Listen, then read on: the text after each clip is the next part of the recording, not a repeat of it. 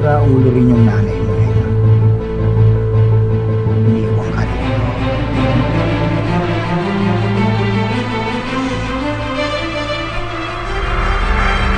Tulong! Mami, tulungan niyo ako! Gusto ko, sumisigaw. Pero kahit kung nagsisigaw ka dito, walang makakarinig sa'yo. Tulong!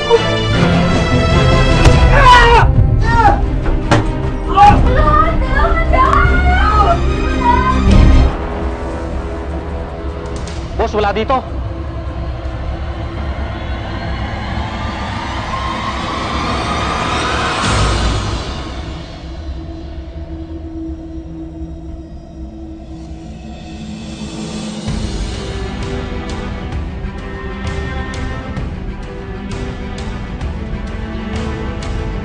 Na kayo.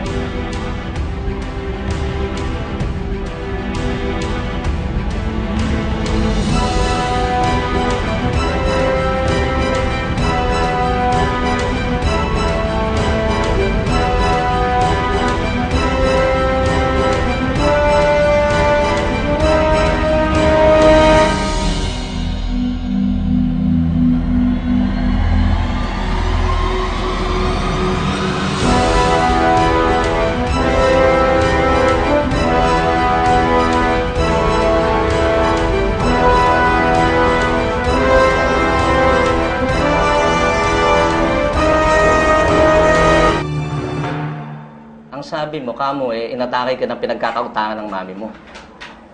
Opo, nasundan niyo po yata kami nung papunta kami dun sa tinataguan namin. Iya, asan ang mami mo ngayon? Umalis po siya, nakipagkita po siya sa kaibigan niya.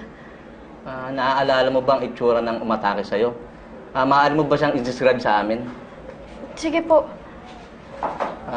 Ako ba? Yes, sir.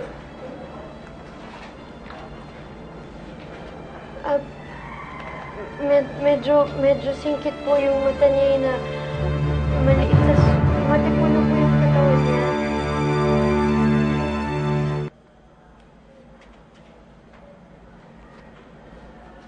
Iya. Ito bang itsura ng lalaking matake sa'yo? Opo siya nga po. Sige. Ipapakalat ko agad doon sa ibang istasyon, pati na rin sa media. Bundal yan. Sir. Okay, scan nga to. Okay, sir. Sir, Oh. okay lang po bang makigamit ng cellphone niyo?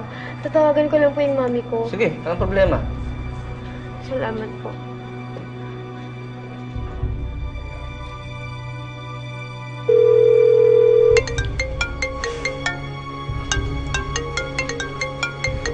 Hindi ko alam kung sino tumatawag sa akin ngayon ka po. Sagutin mo, baka si Karina yan. Hello? Hello, Mami. Mami, si Karina po ito. Karina, anak! Nasaan ka? Hinahanap kita! Mami, nandito po ako sa Police Station 11 sa Mandaluyong. Mami, puntahan niyo ako dito, please po. Oh, sige. Pupuntahan kita dyan. Sige po. Alam ko na kung nasa si Karina. Tara na. Sa police station daw. Hinanda mo na yung kotse. Sige, kung kay Chay, kuha na lang natin pakuha. Sir, salamat po. Sige.